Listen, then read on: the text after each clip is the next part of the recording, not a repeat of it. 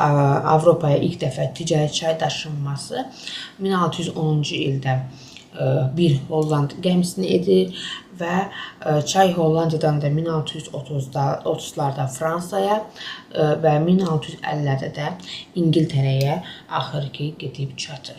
Bu ilk çay Çinlilərin elə hər zaman tükətdiyi, istifadə etdiyi kimi yaşıl çaydır. Təzə toplanan o yaşıl yarpaqların bir gecə saxlanılıb, o oksidlənməsini təmin edərək o əldə edilən qara çayı biz görürük ki, Ming sülaləsi dövründə ortaya çıxdığını görürük, amma kökənini sirdir. Çinlilər onu ancaq xaricilərin istifadəsinə uyğun görürlər, bəyənmirlər və nəticədə Avropaya edilən ixracata qara çay hakim olur.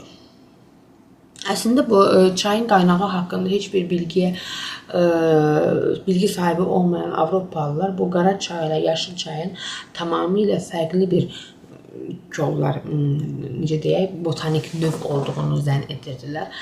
Çaykovədən bir neçə il öncə Avropaya gəlməsinə baxmayaraq, adətən daha bahalı olduğu üçün 17-ci əsrdə çox da təsirli